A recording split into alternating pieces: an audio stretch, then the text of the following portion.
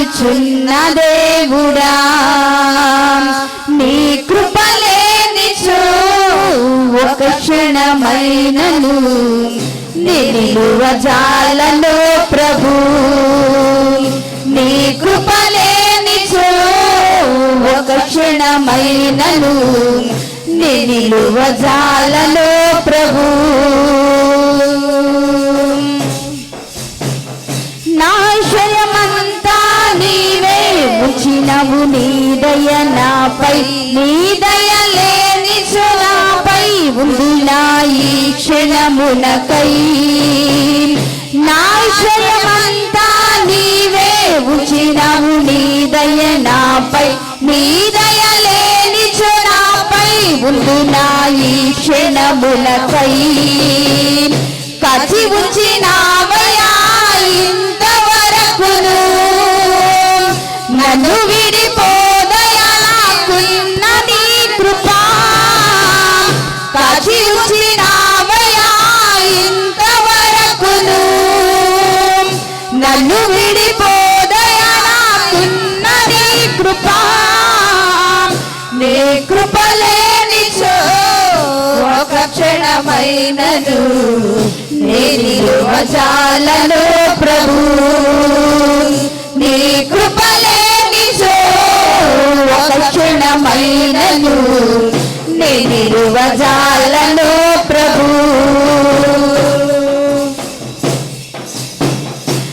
ఊపిరి నీవేనయ్యా, నిలిచిన గానం నాకై, నాశ నీవేనయ్యా, నా జీవితమంతా నీవే.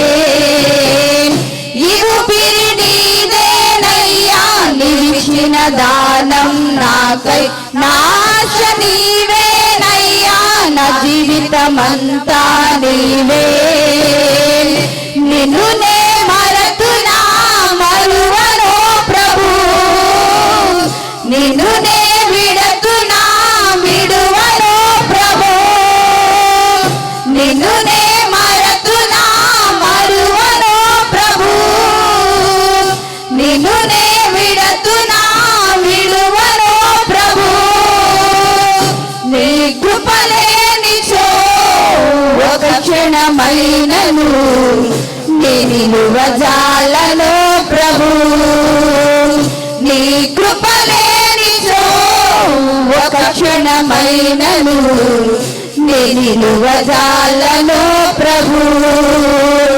ప్రతి క్షణం కనుపాపలా నన్ను కాయుచున్న దేవుడా, ప్రతి క్షణం కనుపాపలా నన్ను కాయుచున్న దేవుడా. నీ కృపలేనిచో ఒక క్షణమైనను నిలువజాలను ప్రభు. నీ కృపలేనిచో ఒక క్షణమైనను నిలువజాలను ప్రభు. హల్లెలూయా. అదేవిధంగా నిలబడి ఉన్నట్లయితే దైవజనులు వచ్చి నడిపిస్తారు.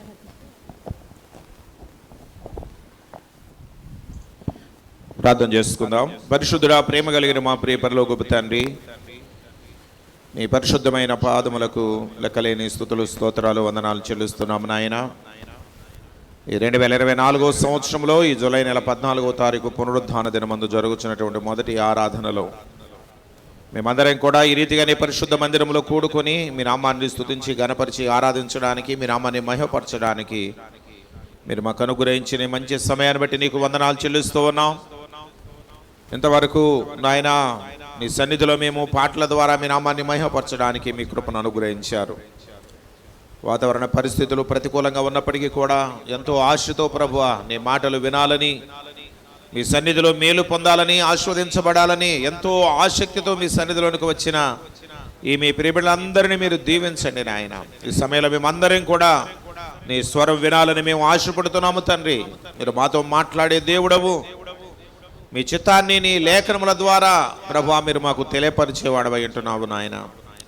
ఉదయకాల సమయంలో మాతో మీరు మాట్లాడండి ప్రభువా, మమ్మల్ని దర్శించండి నాయన. మమ్మల్ని అందరినీ ఎరిగిన దేవుడవు నీవై ఉన్నావు.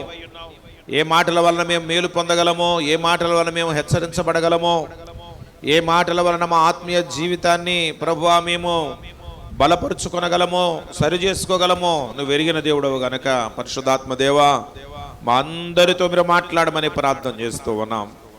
ఇంకా నువ్వు ఆసక్తి కలిగిన బిడ్డలు మీ సన్నిధిలోకి నడిపించండి. ఆయా కారణమును బట్టి మీ సన్నిధిలోనికి రాలేకపోయినా దూరముగా ఉండి మీ మాటలో ఆలకిస్తున్న బిడ్డలను ఆన్లైన్ ద్వారా కూడా అనేక మందిని వాక్యాన్ని వింటూ ఉండగా బిడ్డలను మీరే దీవించుమని యేసు పరిశుద్ధ నామమున ప్రార్థిస్తున్నాము తండ్రి, ఆమేన్. మనందరం కూడా అదే రీతిగా లేచి నిలబడి ఉండి దేవుని పరిశుద్ధ గ్రంథంలో నుండి ధ్యానపాఠంగా దేవుని యొక్క వాక్యాన్ని మనం చదువుకుందాము.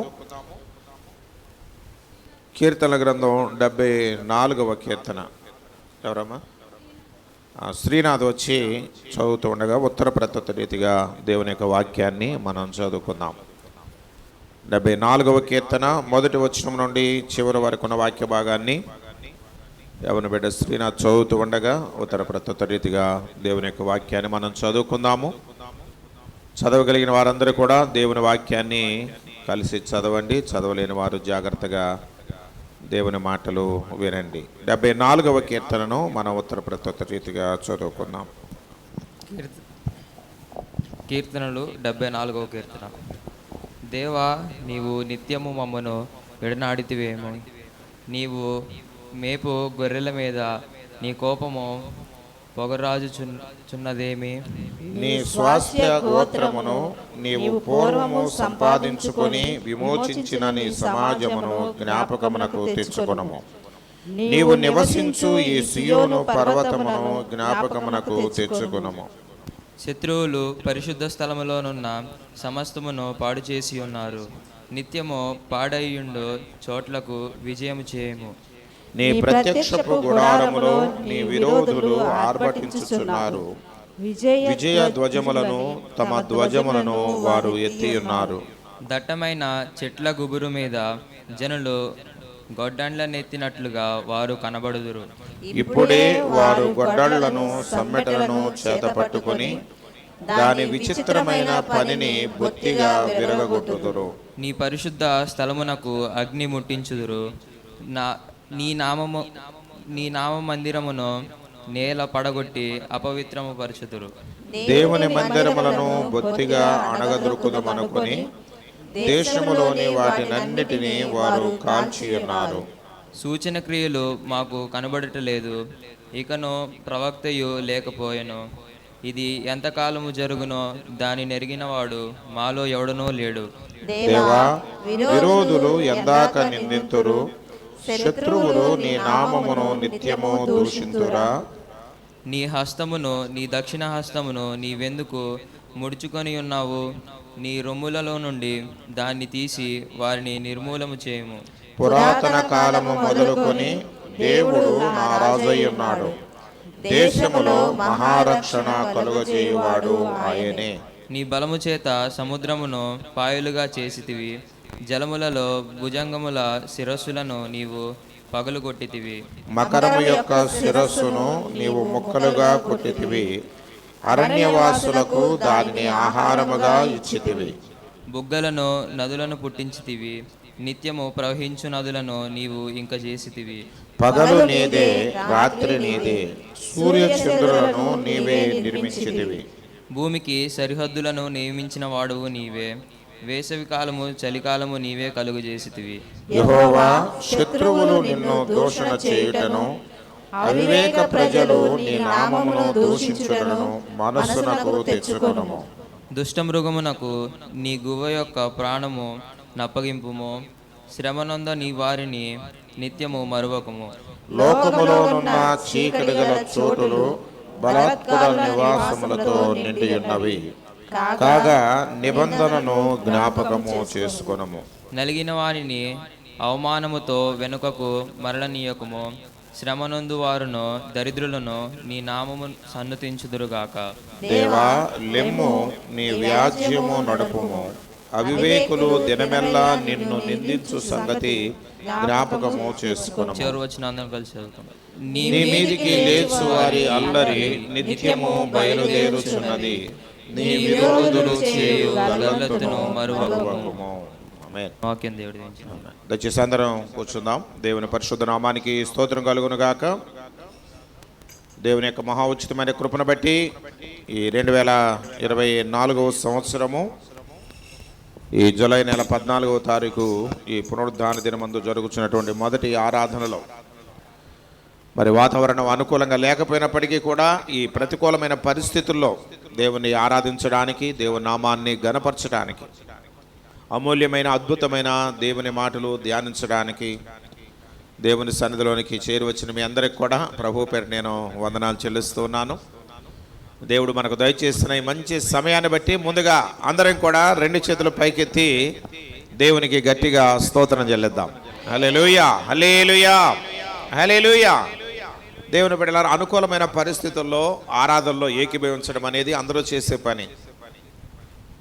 కానీ ప్రతికూలమైన పరిస్థితుల్లో కూడా, అంటే వాతావరణం వల్ల కానివ్వండి, అనారోగ్య పరిస్థితుల వల్ల కానివ్వండి, ఇంకా అనేక రకాల సమస్యలు మనల్ని దేవుని సన్నిధిలోనికి రాకుండా మనల్ని నిరుత్సాహపరుస్తూ ఉంటాయి, ఆటంకపరుస్తూ ఉంటాయి. అలాంటి సందర్భాల్లో కూడా దేవుని సన్నిధిలోనికి వచ్చి దేవుణ్ణి ఆరాధించడం, దేవుణ్ణి మహిమపరచడం మనకెంతో ఆశీర్వాదకరం. నేను అనుకున్నాను వర్షం పడతా ఉంది, వీధి లైట్లు కూడా తీసేశారు, ఈ చీకట్లో ఎవరు రారేమో అని అనుకున్నాను. కానీ దేవుని బిడలారా, మరి దేవుని వాక్యం ఎడల ఎంతో ఆశతో దేవుణ్ణి ప్రేమించిన బిడలుగా మరి దేవుని సన్నిధికి వచ్చారు. మీరు కలిగి ఉన్న ఆసక్తిని బట్టి దేవుడు తప్పకుండా మిమ్మలను, మీ కుటుంబాలను దేవుడు దీవించునుగాక. ఆమెనని చెప్పాలి. ఆమెనంటే అవునుగాక అని అర్థం. మేము దీవించును కాకనప్పుడు మీరు ఆమెనంటే అది అవుతుందన్నమాట. నేను నోటితో ఆ మాట పలకలేదనుకోండి, ఆశీర్వాదం అంటే నీకు దీవెని యందు వానికి ఇష్టం లేదు కనుక అది వానికి దూరం అయిపోతుంది అన్నాడు. కాబట్టి ఆమెనని ఎప్పుడైతే పలుకుతామో ఆ కార్యం మన జీవితాల్లో పరిశుద్ధాత్మ దేవుడు జరిగిస్తాడనమాట. కాబట్టి దేవుడు మరి ఎప్పుడు కూడా ప్రార్థన చేసేటప్పుడు కూడా కొంతమంది ఆమెనని పలకరు. ప్రార్థన చేసినప్పుడు మనం తప్పకుండా ఏకీభవించి అందరం ఆమెనని పలకాలి. ఆమెన్ అనే పదానికి అర్థం ఏంటంటే అవునుగాక అని అర్థం. సరే, మంచిది. దేవుని బిడ్డలారా, ఉదయకాల సమయంలో దేవుని యొక్క వాక్యాన్ని మనం ధ్యానం చేయడానికి 99వ కీర్తనను మనం తెరచి దేవుని యొక్క వాక్యాన్ని మనం గమనిద్దాం. దేవుని బిడ్డలారా, 99వ కీర్తనలో 9 వచనాలు మనకు కనబడుతూ ఉంటాయి. ఈ కీర్తన ఎవరు వ్రాసారో కూడా తెలియపరచబడలేదు, కానీ ఈ కీర్తన కూడా దేవుని రాజ్యమును గూర్చినటువంటి వ్రాయబడినటువంటి కీర్తనగా మనకు కనబడుతూ ఉంటుంది. ఆ సంగతి మనకు మొదటి వచనంలోనే మనం గమనించగలం. యెహోవా రాజ్యము చేయుచున్నాడు అనే మాట. దేవుని బిడ్డలారా, ఈ కీర్తనలు దేవుని రాజ్యమును గూర్చి వ్రాయబడినటువంటి కీర్తనలన్నీ కూడా దావీదే వ్రాసాడు అని కొంతమంది బైబిల్ పండితులు చెప్తూ ఉంటారు. అంటే ఎవరు వ్రాసినా దేవుని బిడ్డలారా, ఈ కీర్తనలో ఉన్నటువంటి పరమార్థాలను మనం గమనించినప్పుడు దేవాది దేవుడు రాజాది రాజుగా ఈ లోకానికి ఆయన రాబోతున్నాడు అని, ఆయన రాజ్యమును ఈ లోకములో స్థాపిస్తాడు అని, ఆయన ఈ లోకమును ఆయన పరిపాలించే రారాజుగా ఆయన ఉండబోతున్నాడు అనే విషయం ఈ కీర్తనలో మనం గమనించగలం. దేవుని స్తోత్రం చెప్పండి. హల్లెలూయా. రాష్ట్రాలలో, దేశాలలో అనేక రకాలైనటువంటి ప్రభుత్వాలు, రాజరిక ప్రభుత్వాలు ఉన్నాయి, ప్రజాస్వామ్య ప్రభుత్వాలు ఉన్నాయి, అలాగే నియంత ప్రభుత్వాలు కూడా ఉన్నాయి. ఇంకా రకరకాలుగా ప్రభుత్వాలు ఈ లోకంలో ప్రజలను పరిపాలన చేస్తూ ఉన్నారు. కానీ ప్రభువారు ఈ లోకానికి అరుదించినప్పుడు ఈ ప్రభుత్వాలన్నీ కూడా కొట్టివేయబడతాయి. ఆయన మాత్రమే రాజుగా ఉండి ఈ లోకమంతటిని ఆయన పరిపాలన చేయబోతూ ఉన్నాడు. 1000 ఏండ్లు ఆయన ఈ లోకంలో ఆయన ఏలుబడి చేస్తాడు అనేది దేవుని వాక్యంలో మనం చదువుతూ ఉంటాం. కాబట్టి విశ్వాసులమైన మనము ఆ నిరీక్షణతో ప్రభు ఈ లోకానికి రాబోతూ ఉన్నాడు అని, రారాజుగా ఆయన ఈ లోకాన్ని ఆయన పరిపాలన చేస్తాడు అనే విషయాన్ని మన మనసులో ఉంచుకొని ఎల్లప్పుడూ ఆ రాజుల రాజు అయిన ప్రభువుల ప్రభు అయిన యేసయ్యను మనము ఘనపరిచి ఆరాధించవలసిన వారమని మనం గుర్తుపెట్టుకోవాలి. దేవుని బిడ్డలారా, 99వ కీర్తనలో 9 వచనాలు మనకు కనబడుతూ ఉన్నాయి. ఈ 9 వచనాలను కూడా మనం జాగ్రత్తగా గమనించినప్పుడు దాదాపు 3 సార్లు మన దేవుడు పరిశుద్ధుడు, పరిశుద్ధుడు అనే మాట మనకు కనబడుతూ ఉంటుంది. 3వ వచనంలో చివరి భాగంలో యెహోవా పరిశుద్ధుడు అనే మాట మనకు కనబడుతూ ఉంటుంది. అలాగే 5వ వచనంలో చివరి భాగంలో కూడా ఆయన పరిశుద్ధుడు అనే మాట కనబడుతుంది. అలాగే 9వ వచనం మొదటి భాగంలోనే మన దేవుడైన యెహోవా పరిశుద్ధుడు అనే మాట ఇక్కడ కనబడుతూ ఉంటుంది. ఈ లోకంలో దేవుళ్ళని దేవతలని పిలువబడేవారు అనేక మంది మనకు కనబడుతూ ఉంటారు. కానీ దేవుని బిడ్డలారా వారిని గూర్చి ఎన్నెన్నో గొప్ప విషయాలు చెప్తూ ఉంటారు.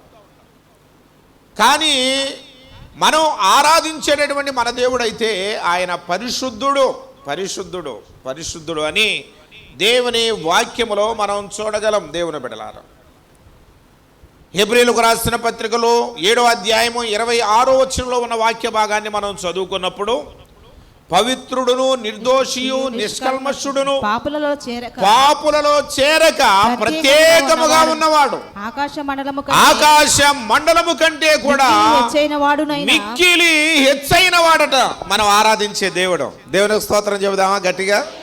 హల్లెలూయా. మన దేవునిలో ప్రత్యేకత ఏంటంటే ఆయన పరిశుద్ధుడు, పాపమేమీ కూడా లేనటువంటి వాడు. ప్రభు యొక్క జీవితాన్ని మనం పరిశీలన చేసినప్పుడు ఆయన పుట్టుకలో కానీ, ఆయన మాటలో కానీ, ఆయన జీవిత విధానంలో కానీ, ఆయన చేసినటువంటి కార్యములలో కానీ ఎక్కడా కూడా ఎటువంటి పాపము లేని వాడిగా మనకు కనబడతా ఉంటాడు. ఆయన సజీవుడిగా ఉన్నప్పుడు లోకానికి ఒక సవాలు విసిరాడు. నాలో పాపం ఉన్నదని మీలో ఎవడైనా స్థాపించగలడా అని అప్పుడు ప్రభు లోకానికి సవాలు విసిరినప్పుడు దేవుని బిడ్డ ఎవ్వరూ కూడా ఆయనలో ఏ పాపమునో చూపలేకపోయారు. ఆరోపణలు చేయడం వేరు, ఉండడం వేరు. అర్థమవుతుందా? ఆయన పాపుల స్నేహితుడని, పాపులతో కలిసి ఉంటున్నాడు అని చాలాసార్లు ఆయనను దేవుని బిడ్డ దెయ్యం పట్టిన వాడని కూడా ఆయన మీద నేరారోపణ చేశారు. కానీ ఆరోపణలు చేయడం వేరు, వాస్తవాలు వేరుగా ఉంటాయి. కనుక దేవుని బిడ్డలు చాలామంది ఇప్పటి వరకు కూడా ఇప్పటికీ కూడా ఆయన మీద అనేక రకాలైనటువంటి ఆరోపణలు చేస్తూ ఉంటారు. యేసయ్య పరిశుద్ధుడు కాదు అని, ఆయనలో కూడా ఏవేవో లోపాలు ఉన్నాయని ఎత్తి చూపాలి అని అనేక మంది ప్రయత్నాలు చేస్తూ ఉన్నారు. కానీ వారి ప్రయత్నాలన్నీ కూడా విఫలమవుతూనే ఉన్నాయి. ఎందుకంటే ఆయనలో ఎటువంటి పాపము లేదు కనుక ఆయన పరిశుద్ధుడైనటువంటి వాడు, పరిశుద్ధుడైనటువంటి వాడు అనే విషయాన్ని మనం గమనించవలసిన వారమై ఉంటున్నాము. యెషయా గ్రంథం 6వ అధ్యాయంలో దేవుని బిడ్డలారా 3వ వచనం నుండి ఉన్న వాక్య భాగాన్ని మనం చదువుకుంటే యెషయాకు దేవుడిచ్చినటువంటి ఆ యొక్క మహా దర్శనములో దేవుని బిడ్డలారా దేవుణ్ణి ఆయన కనులారా చూస్తూ ఉన్నప్పుడు కోట్ల కొలది దేవదూత గణములు ఆయన సన్నిధిలో చేరి ఆయనను పరిశుద్ధుడు, పరిశుద్ధుడు, పరిశుద్ధుడు అని గాన ప్రతిగానములతో ఆయన నామాన్ని ఏం చేస్తున్నారంట? కీర్తిస్తూ కొనియాడుతున్నారు అని ఇక్కడ వ్రాయబడింది. కాబట్టి ఆయన పరిశుద్ధుడు. అందుకనే ఆయనను చూడగానే యెషయా అంటాడు, నేను చచ్చిన వాని వలె పడిపోయానంటాడు. ఎక్కడ యోహాను భక్తుడు కూడా పద్మాసు ద్వీపంలో ఆయనకు దేవుడు దర్శనం ఇచ్చినప్పుడు. ఇక్కడ యెషయా గ్రంథములో దేవుని బిడ్డ ఎప్పుడైతే ఆ ప్రభువును ఈ యెషయా కనులారా చూచాడో, దేవుని బిడ్డలారా అయ్యో నేను అపవిత్రుడను, అపవిత్రమైన పెదవులు గలవాడను, అపవిత్రమైన జనుల మధ్య నేను నివసించువాడను, నేను నశించి తిని రాజును యెహోవాను నేను కనులారా చూచాను అని అంటున్నాడు. నేను అపవిత్రుణ్ణి, నీవు పరిశుద్ధుడవు. దేవుని బిడ్డలారా ఇది ఎప్పుడు కూడా మనం గుర్తుపెట్టుకోవాలా. మనం ఆరాధించే దేవుడు పరిశుద్ధుడు. దేవుని బిడ్డల అపవిత్రులమైనటువంటి మనలను దేవుడు ఏం చేశాడంటే పవిత్రునిగా ఆయన మార్చినాడు. దేవుని స్తోత్రం చెబుదామా? హల్లెలూయా. ఆయన మాత్రమే మనల్ని పరిశుద్ధతలో ఆయన నడిపిస్తూ ఉన్నాడు. యెషయా రీతిగా దేవుని బిడ్డ అయ్యో నేను అపవిత్రుడను, అపవిత్రమైన పెదవులు గలవాడను, అపవిత్రమైన ప్రజల మధ్య నేను నివసించేవాడిని అని అన్నప్పుడు దేవుడు ఏం చేశాడంట? ఒక నుప్పుల కొలిమిలో నుండి ఒక కొరువిని తీసి తన పెదవులకు ఆ యొక్క నిప్పును తగిలించినప్పుడు అతడు ఏమైపోయాడంట? పరిశుద్ధుడైపోయాడంట. దేవుని స్తోత్రం చెప్పండి. నీ అపవిత్రత తొలగిపోయింది, నీ అపవిత్రత తొలగిపోయింది గనక నీవు పరిశుద్ధుడవు అంటున్నాడు. కాబట్టి దేవుని బిడ్డలారా, మనం ఆరాధించే దేవుడు ఆయన పరిశుద్ధుడు అనే విషయాన్ని మనం గమనించవలసిన వారమై ఉన్నాం.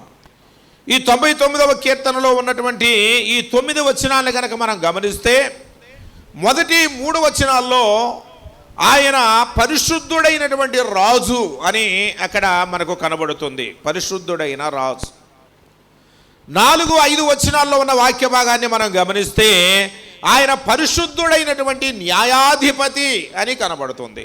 పరిశుద్ధుడైన న్యాయాధిపతి అని. ఆ తర్వాత 6వ వచనం నుండి 9వ వచనం వరకు ఉన్న వాక్య భాగంలో ఆయన పరిశుద్ధుడైన దేవుడు అని అక్కడ మనం గమనించగలం.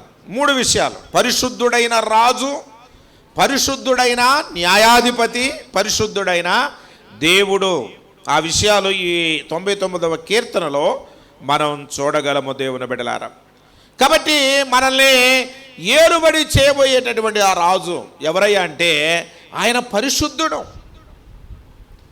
ఈ లోకాన్ని ఏలబోతూ ఉన్నటువంటి గొప్ప రాజు మన ప్రభువు, ఆయన పరిశుద్ధుడైన రాజు అనే విషయాన్ని మనం గమనించవలసిన వారమై ఉంటున్నాము.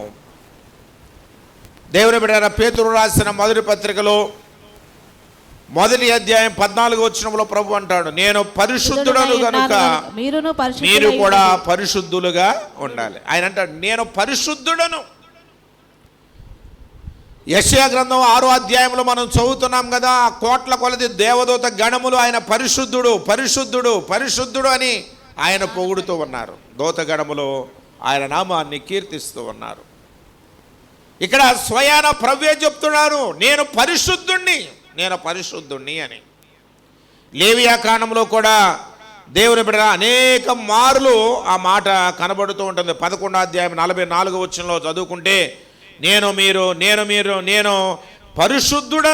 పరిశుద్ధుడనై ఉన్నాను అని ప్రభు చెప్తూ ఉంటాడు. కాబట్టి దేవుని బిడ్డలారా, ఇక్కడ పరిశుద్ధుడైనటువంటి రాజును గూర్చి మనం ధ్యానిస్తూ ఉన్నప్పుడు, ఆయన పరిపాలన చేసేటప్పుడు జనములు వణుకుతాయంట. జనములంటే ఎవరన్నమాట? ప్రజలందరూ కూడా ఏం చేస్తారు? ఆయనకు భయపడతారు. వణుకు ఎప్పుడు వస్తుందంటే భయం ఉన్నప్పుడు వణుకు పుడతా ఉంటుంది కదా. కాబట్టి ఆ పరిశుద్ధుడైన రాజును దేవుని బిడ్డలారా ఆయన పరిపాలనలో ఉన్నప్పుడు ప్రజలందరూ కూడా వణికిపోతారు. ఎందుకనంటే ఆయన కెరూబుల మీద ఆసీనుడై ఉన్నాడు.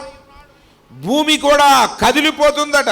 సియోనులో యెహోవా మహోన్నతుడు, జనములన్నిటిపైన ఆయన హెచ్చి ఉన్నాడు. భయంకరమైన నీ గొప్ప నామమును వారు స్తుతించెదరు, యెహోవా పరిశుద్ధుడు అని. ఎందుకు ఆయన్ని ఎరిగిన వారు భయపడతారు అంటే, వారు ఆయన ఎడల కలిగి ఉన్నటువంటి భయమును బట్టి, భక్తిని బట్టి వారు ఆయనకు భయపడి వణుకుతారనమాట. దేవుని భయం దేవుని ఎరిగిన ప్రజలకు ఉండాలి. ఎవరికి ఉండాలి చెప్పండి? విశ్వాసాలు ఏముండాలి? భయం ఉండాలి. భయం లేని భక్తి అది సరి అయినది కానే కాదు. చాలామంది రోజుల్లో భక్తి గలవారమని చెప్పుకుంటూ కూడా అనేక మంది జీవితాల్లో దేవునికి వ్యతిరేకమైనటువంటి పరిస్థితులు కనబడుతూ ఉంటాయి. దానికి కారణం ఏంటంటే వారిలో దేవుని భయము లేకపోవడమే. దేవుని భయం లేకపోవడం. దేవుడున్నాడు, దేవుడు చూస్తూ ఉన్నాడు, దేవుడు నన్ను గమనిస్తున్నాడు అంటే దేవుని బిడ్డ ఎంత భయముతో ప్రవర్తిస్తూ ఉంటారు. కాబట్టి భక్తి కలిగిన వారు, ఆయన ఎరిగిన వారు ఏం చేస్తారంటే ఆయనకు భయపడి బ్రతుకుతారు. చాలామంది నిజమైన భక్తి లేని వాళ్ళు ఏం చేస్తారంటే ఏదో భక్తిగా ఆచార ప్రకారంగా ఏవేవో కార్యక్రమాలు చేస్తూ ఉంటారు, కానీ ఆయనకు భయపడరు అన్నమాట. ఆయనకు భయపడరు. నేను మాట్లాడే మాటలు దేవుడు వింటున్నాడు, నేను చేసే కార్యాలు దేవుడు చూస్తూ ఉన్నాడు. హృదయంలో నాకు తలంపు పుట్టక మునిపే దేవుడు నన్ను ఎరిగి ఉన్నాడు అనే విషయం వారికి తెలిసి ఉంటే దేవుని బిడ్డ ఆయనకు భయపడతారు. కాబట్టి ఆయన్ని ఎరిగిన వారు కలిగి ఉన్నటువంటి భక్తిని బట్టి భయపడేవారుగా ఉంటారు. ఆయనను ఎరగని వారు కూడా కొంతమంది ఆయనను చూసి భయపడతారు. ఎందుకు భయపడతారు? ఆయనకున్నటువంటి శక్తిని బట్టి భయపడతారు. కొంతమంది ఎరిగిన వారు దేన్ని బట్టి, భక్తిని బట్టి భయపడతారు. ఎరగని వారు ఆయన శక్తిని బట్టి. ఎందుకంటే ఆయన చేసే కార్యాలు అద్భుతాలు ఆశ్చర్య కార్యాలు కదండి.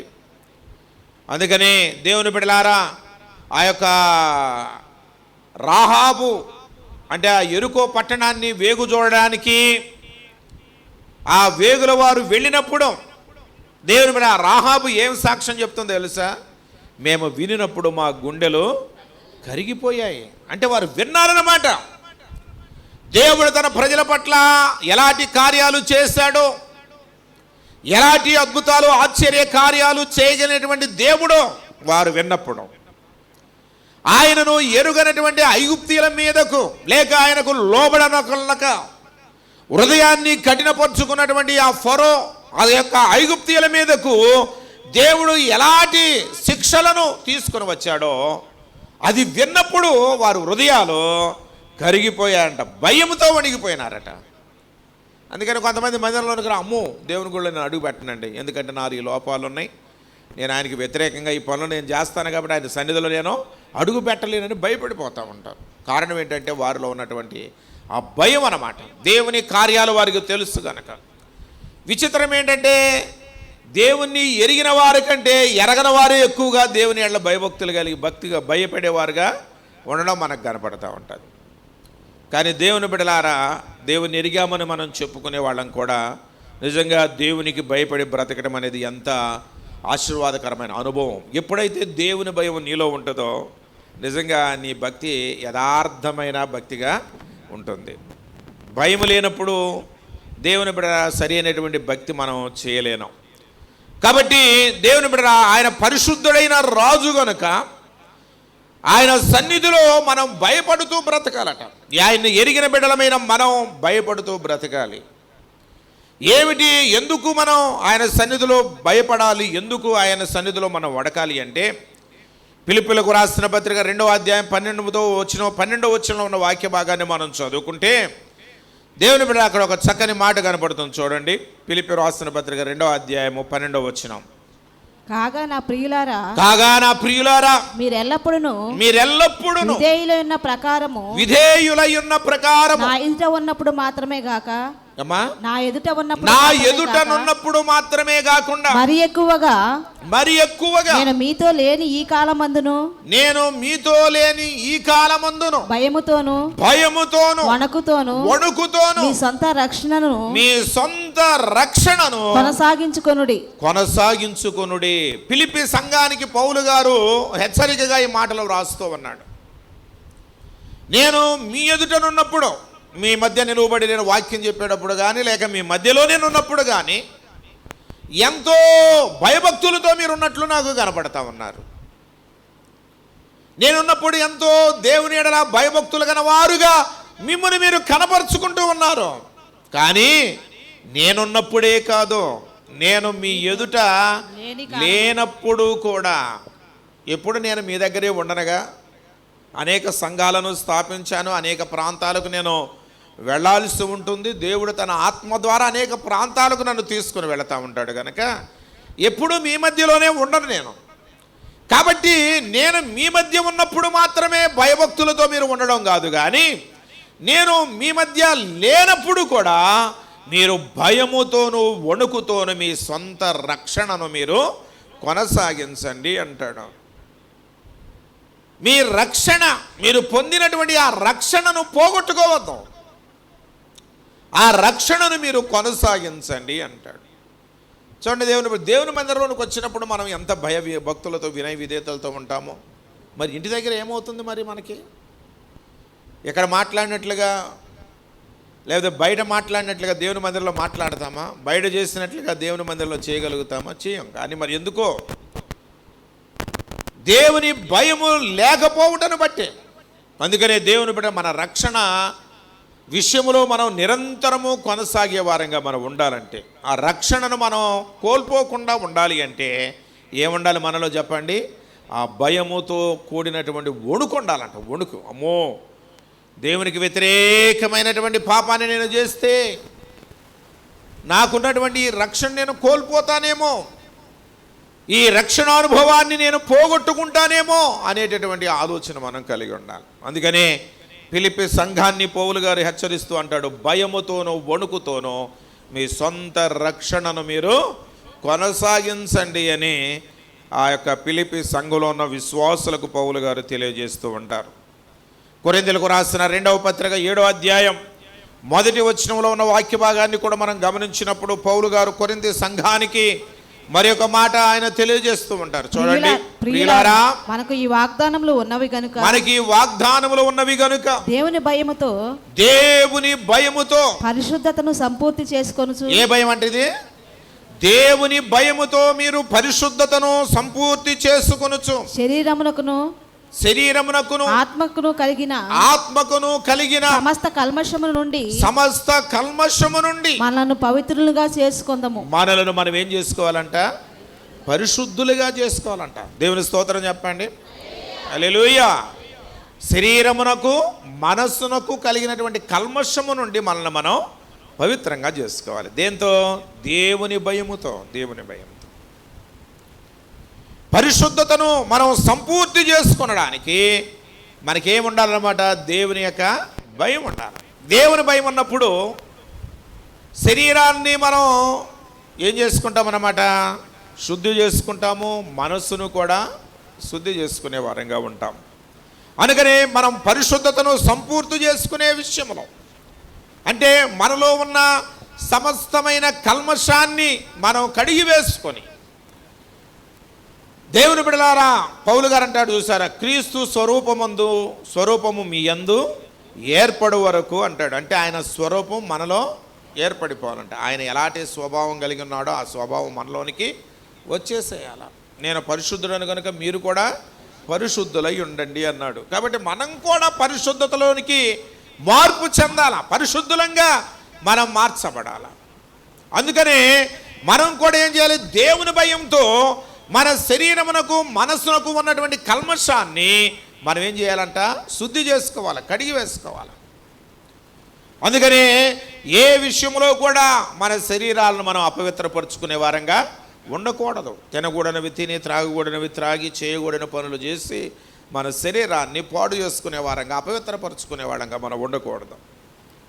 దానియేలు గ్రంథం 1వ అధ్యాయం 8వ వచనంలో ఉన్న వాక్య భాగాన్ని మనం చదువుకున్నప్పుడు దేవుని బిడ్డలారా, దానియేలు ఆ యొక్క బబులోను రాజ్యమునకు దేవుని బిడ్డలారా వారు బానిసలుగా కొనిపోబడినప్పుడు ఆ యవనస్తులైన వారిని ఆ బబులోను రాజు దగ్గరగా తీసుకుని వారికి ఒక తన రాజ్య పరిపాలనలో వారిని వినియోగించుకోవడానికి అన్నట్లుగా వారికి తర్ఫీదు ఇస్తూ ఉన్నాడు, శిక్షణ ఇస్తూ ఉన్నాడు అన్నమాట. కాబట్టి వారందరినీ కూడా యవనస్తులైన వారికి మంచి భోజన పదార్థాలు రాజుగారు సిద్ధపరిచి అందిస్తూ ఉన్నారు. రాజుగారి ఇంటి నుంచి వచ్చే భోజనం అంటే మామూలుగా ఉంటుందా? ఉండదు కదా. కాబట్టి మంచి భోజనాలు సిద్ధపరుస్తూ ఉన్నాడు, ఏది తక్కువ లేకుండా. కానీ దానియేలుకు తెలుసు అక్కడ జరుగుతున్నటువంటి సంగతి ఏంటో.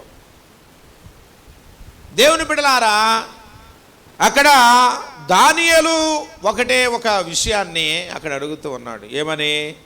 రాజు భుజించు భోజనమును పానము చేయు ద్రాక్షారసమును పుచ్చుకొని తన్ను అపవిత్రపరుచుకొనకూడదనుకొని ఉద్దేశించి అతడు ఉద్దేశించాడట. దేవునికి స్తోత్రం చెబుదామా? హల్లెలూయా. రాజు తినే భోజనము, త్రాగే పానీయము, దాని ద్వారా తన్ను తాను అపవిత్రపరుచుకోకూడదు అన్నాడట. కొంతమంది అంటారు, ఏముందండి, ఏది తిన్నా ఏమైనా ఏముంటుంది, అపవిత్రత ఏముంటుంది అంటారు. కానీ తినేదానిలో కూడా పరిశుద్ధత ఉండాలి, త్రాగేదానిలో కూడా పరిశుద్ధత ఉండాలి. ఏది పడితే అది దాగకూడదు, అన్ని దాగొచ్చు అని. ఏది పడితే అది తినకూడదు, తినొచ్చు అని ప్రభు చెప్పాడు. ఏమి తినాలో, ఏమి తినకూడదో, ఏది త్రాగాలో, ఏది త్రాగకూడదు, అన్నిటికీ ఒక నియమాన్ని పెట్టాడు దేవుడు. కనుక దేవుని బిడ్డల పవిత్రములకు అపవిత్రమైన వాటికి భేదమును మనం ఎంచేవారంగా ఉండాలి. కనుక అపవిత్రమైన వాటిని తిని త్రాగి మనల్ని మనం అపవిత్రపరచుకూడదు. దేవుని బిడ్డల ఆ పవిత్రతను కోల్పోకూడదు, ప్రభుని అడిగిన బిడ్డలమైన మనం. అందుకనే తినే త్రాగే విషయంలో జాగ్రత్తగా ఉండాలి. శరీరాన్ని అపవిత్రపరచుకోవడానికి మనం ప్రయత్నం చేయకూడదు. దానియేలు దేవుడు రాజుగారి ఇంట నుండి వచ్చి ఆ భోజనాన్ని కూడా తీసుకోవడానికి ఇష్టపడ్డాం. ఎందుకని అంటే అక్కడ రాజు కొరకు సిద్ధపరిచినటువంటి ఆ భోజనాన్ని అంట ముందుగా ఏం చేస్తారో తెలుసా? అక్కడ వారికి ఉన్నటువంటి బయలుదేవత ఉంది కదా, వారి యొక్క దేవత, దానికి ముందుగా పెడతారంట. చూడండి, కొన్నిసార్లు ఈ దినాలు చేసేటప్పుడు కొంతమంది ఏం చేస్తారు, వండిన భోజనాల్లో కొన్ని తీసుకెళ్ళి అక్కడ పెడతారు చూసారా, ముందు ఇస్తరాకులు అక్కడ పెట్టిన తర్వాత వచ్చిన జనాలకు పెడతారు. ఆ రీతిగా అన్నమాట. కాబట్టి ఈ బబులోను దేశములో జరుగుతున్నటువంటి ఆ యొక్క పద్ధతి దానియేలు ఎరిగినవాడు. విగ్రహార్పితములైన వాటిని భుజించకూడదు.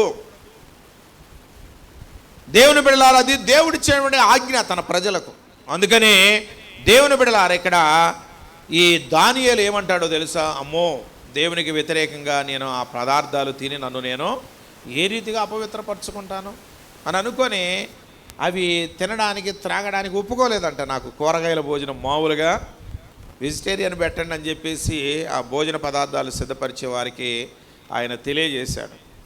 తెలియజేయడం మాత్రమే కాకుండా దేవుని బిడ్డ చెప్పాడు, ఒక వారం రోజులు పరీక్ష చేయండి మమ్మల్ని, మేము కూరగాయల భోజనాలు చేస్తాము.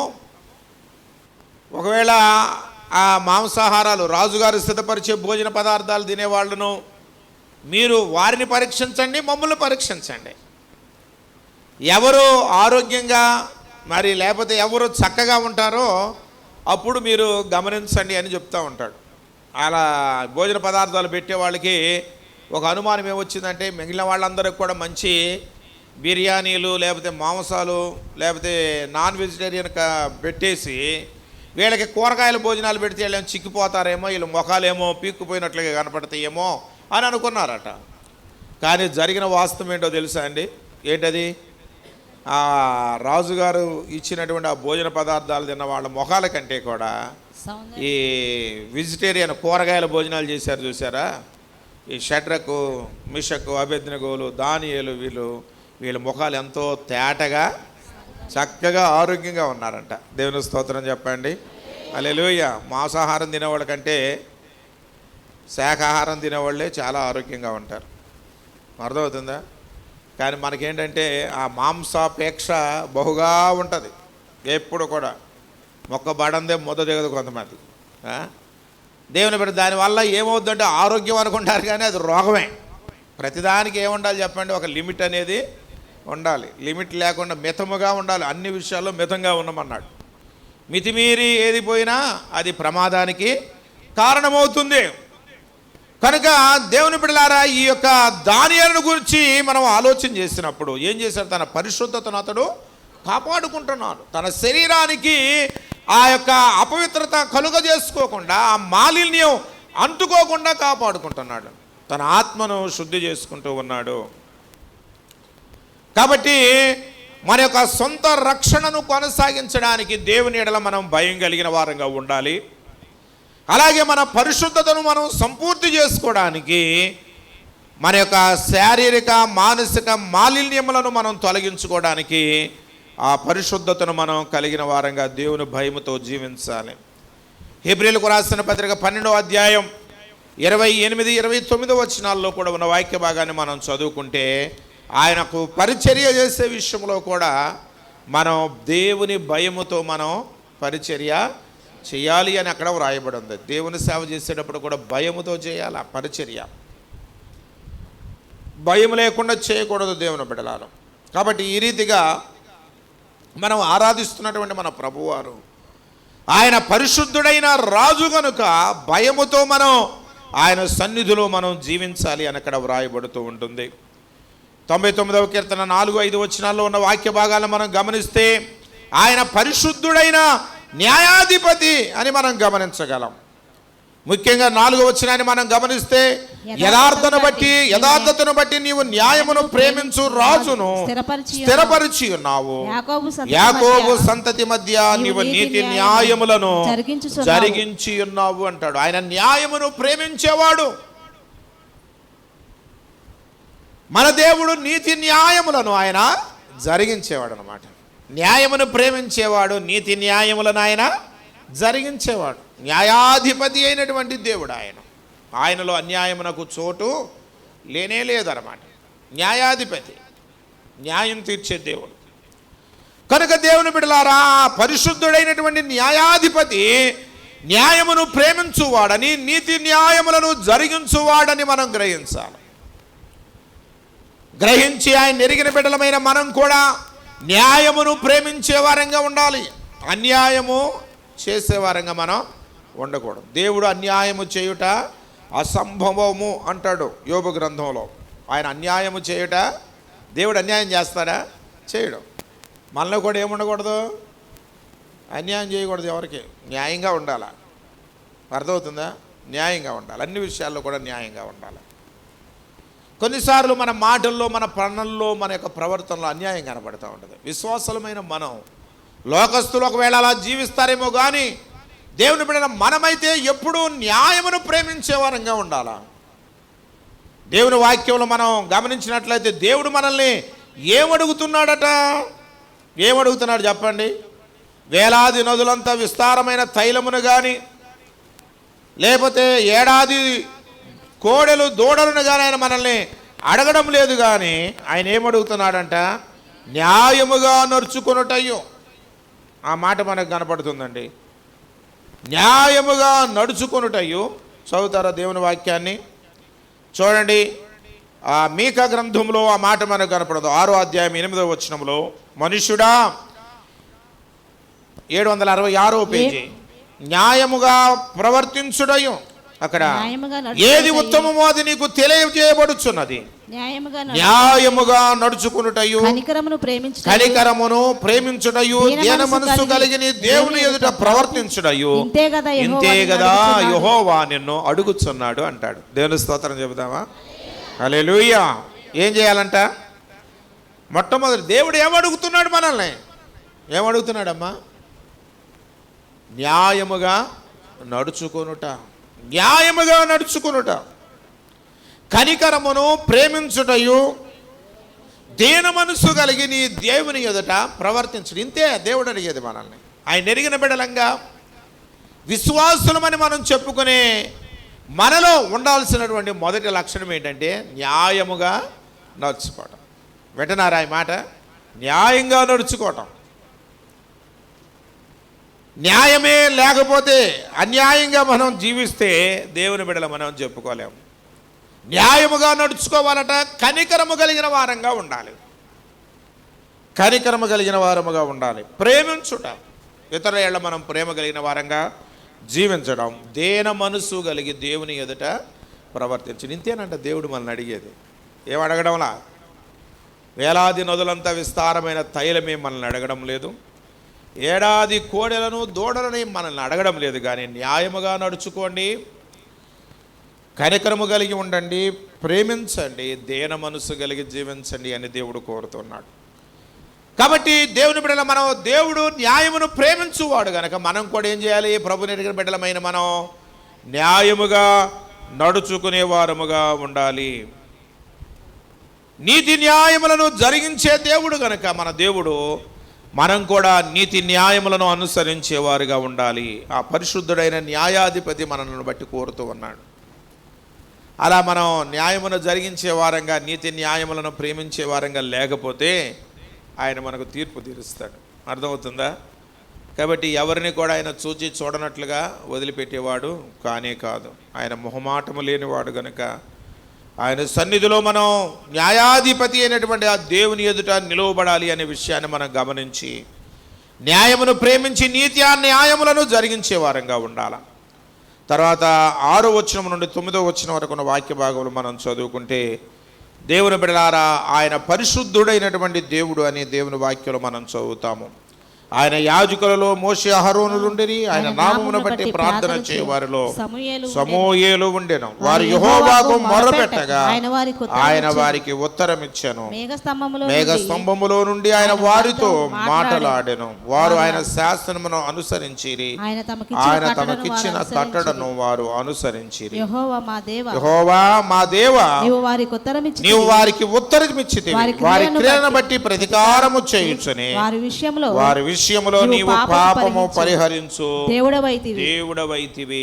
మన దేవుడు పరిశుద్ధుడైన దేవుడు. మొట్టమొదటిగా ఆయన పరిశుద్ధుడైన రాజు అని, రెండవదిగా ఆయన పరిశుద్ధుడైన న్యాయాధిపతి అని మనం దేవుని వాక్యంలో చూసాము. ఆయన పరిశుద్ధుడైనటువంటి దేవుడు. దేవుని బిడ్డలారా, మన దేవుడు ఆయన స్వాభావికంగా ఆయన పరిశుద్ధుడు. ఆయన గుణగణంలో మొట్టమొదటిది ఆయన పరిశుద్ధుడైనటువంటి వాడు. కాబట్టి ఆయనను ఆరాధించిన వారు, ఆయన ఏర్పరచుకున్న వారిలో మోషే, అహరోను, సమూయేలు లాంటి భక్తులు ఉన్నారట. మోషేను గురించి ఎన్నో శ్రేష్టమైన సంగతులు పరిశుద్ధ గ్రంథంలో మనం చూస్తాము. ముఖాముఖిగా దేవునితో మాట్లాడినవాడు, ముఖాముఖిగా దేవుణ్ణి ఎరిగినవాడు. దేవుని బిడ్డలారా, దేవుని చేత నా ఇల్లంతటిలో నమ్మకమైన వాడు అని, సాత్వికుడని సాక్ష్యము పొందినవాడు మోషే. ఎంత భక్తి కలిగిన వాడో మనందరికీ తెలుసు. అలాగే అహరోను దేవుని చేత ఏర్పరుచుకున్నటువంటి ప్రధాన యాజకుడు. అతి పరిశుద్ధ స్థలములో దేవుణ్ణి సేవించే ఆ యొక్క కృప దేవుని బిడ్డ అహరోను కలిగి ఉన్నాడు. ఎవ్వరు కూడా అతి పరిశుద్ధ స్థలములో అడుగు పెట్టడానికి వీలు లేదు. దేవుని మహిమ అక్కడ ఉంటుంది. కానీ ఆయన మహిమ నివసించే ఆ పరిశుద్ధ స్థలములో ప్రధాన యాజకుడిగా అహరోను దేవునికి సేవ చేసే కృప దేవుడు ఆయనకి ఇచ్చినాడు. శ్రేష్టమైనటువంటి భాగ్యాన్ని దేవుడు ఆయనకి ఇచ్చాడు. అలాగే దేవుని బిడ్డ సమూయేలును గూర్చి ఇక్కడ ప్రస్తావించబడినటువంటి విషయాన్ని మనం గమనిస్తే 40 సంవత్సరాలు ఇశ్రాయేలును పరిపాలించడానికి దేవుడు ఒక న్యాయాధిపతిగా దేవుడు ఆయన్ని ఏర్పాటు చేసుకున్నాడు. సమూయేలు చెప్పిన మాట అంటే అది దేవుడు చెప్పిన మాటలాగే ఉండేదంట. దేవుడు ఏది చెప్పాడో అదే మాట ప్రజలకు అతడు తెలియజేస్తూ ఉండేవాడు. ఆయన మాటలో ఏది కూడా తప్పిపోయేది కానే కదా. అందుకనే సమూయేలు వస్తున్నాడంటే భయపడిపోయేవారంట రాజులు కూడా. అమ్మో, దేవుని దగ్గర నుంచి ఏ వర్తమానం తీసుకొస్తున్నాడు అని భయముతో వణికిపోయేవారనమాట. దేవుని బిడ్డ వారు ఆ ముగ్గురుని గురించి కింద వ్రాయబడినటువంటి మాటలు మనం చదివితే 6వ వచనంలో వారు యెహోవాకు మొర్రపెట్టగా దేవుడు ఏం చేశాడు? వారికి జవాబిచ్చాడు, వారికి ఉత్తరం ఇచ్చినాడు.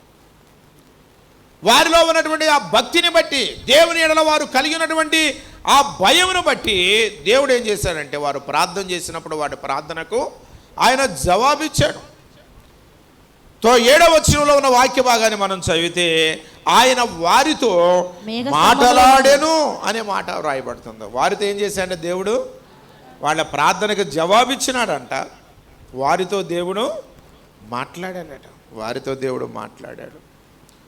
దేవుని బిడ్డలారా, కింద 8వ వచనంలో ఉన్న వాక్య భాగాన్ని మనం చదివితే వారి క్రియలను బట్టి ప్రతీకారము చేయుచునే వారి విషయం నీవు పాపము పరిహరించు దేవుడవైతివి అన్నాడు. వారి క్రియల విషయంలో దేవుడు చూసి చూడనట్లుగా ఊరుకోలే. మోషే ఎంత భక్తిపరుడైనప్పటికీ కూడా దేవుని ప్రజలను ద్రోహులారాన్ని దూషించిన సమయాన్ని బట్టి ఏం చేశాడో తెలుసా? ఆ కనానులో కాలు పెట్టకుండా చేశాడు. కళ్ళతో చూసేటట్లు అవకాశం ఇచ్చాడు, కానీ కాలు పెట్టనివ్వాల. అలాగే అహరోను, మిరియాములు మోషేకు వ్యతిరేకంగా సణిగినప్పుడు దేవుని బిడ్డలారా దేవుడు వారిని గద్దించాడు. నా యాజకుడేలే అన్నట్లుగా ఊరుకోలా. మిరియాము నా నామాన్ని కీర్తించే గాయని కదా, పాట పాడే వ్యక్తి కదా అని ఆయన చూసి చూడనట్లుగా ఊరుకోలా. ఆమెను గద్దించాడు, శిక్షించాడు కూడా. కుష్ఠరోగం వచ్చేసింది కదా, మనందరికీ తెలిసింది. కనుక దేవుని బిడ్డలారా దేవుడు ఎవరిని కూడా ఉపేక్షించేవాడు కాదు. ప్రతి వారికి వారి వారి క్రియలను బట్టి ఆయన ప్రతీకారం చేస్తాడు. నువ్వు ఎంత భక్తిగా జీవించే వ్యక్తివైనా మనలో ఏదైనా పాపము కనుక కనబడిందంటే, లోపం ఉందంటే మాత్రం దెబ్బ పడుతుంది, గుర్తుపెట్టుకోవాలి. ఎవరైనా సరే, నీవైనా నేనైనా. కాబట్టి మన క్రియలను బట్టి ఆయన మనకు ప్రతీకారము చేయుచునే ఇంకొక మాట అంటాడు, వారి క్రియలకు ఆయన ఏం చేస్తాడు? వారి పాపములను పరిహరించే దేవుడు అంట. దేవుని స్తోత్రం చెప్పండి. హల్లెలూయా. ప్రభు నెరిగిన బిడ్డలమైన మనకను లోకంలో జీవించే వారికి ఉన్న తేడాదే. మనం ఎక్కడైనా పడిపోయినప్పుడు, జారిపోయినప్పుడు, తప్పిపోయినప్పుడు మన మనస్సాక్షి, మనలో ఉన్నటువంటి దేవుని ఆత్మ మనల్ని హెచ్చరించినప్పుడు మనం ఏం చేస్తామో పశ్చాత్తాపడి దేవుని సన్నిధిలో మన పాపాలు ఒప్పుకుంటాం. ఎప్పుడైతే మనం ప్రభు దగ్గర మన పాపాలు యథార్థమైన హృదయంతో మనం ఒప్పుకుంటామో ప్రభు మన పాపాలను ఏం చేస్తాడు? ఆయన క్షమిస్తాడు, పరిహరించే దేవుడు, మన పాపములను ఆయన పరిహరించే దేవుడు అన్నమాట. కాబట్టి ఇక్కడ ఈ సమూయేలును గూర్చి, మోషేను గూర్చి, అహరోను గూర్చి మనం చదువుకునేటప్పుడు వారు దేవునికి ప్రార్థన చేసినప్పుడు వారి ప్రార్థన ఆయన విన్నాడు, వారితో మాట్లాడాడు, వారి పాపములను దేవుడు ఏం చేశాడంట? పరిహరించాడు. మనం కూడా మనం చేసే ప్రార్థనలు ఆయన వింటాడు, మనతో ఆయన మాట్లాడే దేవుడు. మాట్లాడడం అంటే ఆకాశం నుంచి డైరెక్ట్గా వచ్చి నీతో మాట్లాడడం. దేవుని వాక్యంలో మనం చదువుతాం కదా, హెబ్రీయులకు రాసిన పత్రికలో 1వ అధ్యాయంలో 1వ వచనంలోనే, పూర్వకాలమున నానా సమయములలో నానా విధములుగా మాట్లాడిన దేవుడు ఈ దినముల అంతమందు తన కుమారుని ద్వారా మనతో ఆయన మాట్లాడుతూ ఉంటాడు. దేవుని స్తోత్రం చెబుదామా? హల్లెలూయా. తన కుమారుని ద్వారా మనతో మాట్లాడు. కుమారుడు అంటే ఏంటి? యేసయ్య. యేసయ్య అంటే ఎవరు? వాక్యమే. ఆది యందు వాక్యం ఉండెను, వాక్యము దేవుని యొద్ద ఉండెను, వాక్యమే దేవుడై ఉన్నాడు. ఆ వాక్యమే కృపా సత్య సంపూర్ణుడిగా మన మధ్య నివసించాను. ఆయనే నజరేయుడైన యేసు అన్నమాట. కాబట్టి ఆయన వాక్యము ద్వారా మనతో మాట్లాడుతున్నాడా లేదా? ఇప్పుడు మాట్లాడేది మనషయ్య గారు కాదు. మనషయ్య గారు మాట్లాడుతున్నారు అనుకుంటే నా మాట ఎవరు వినరు.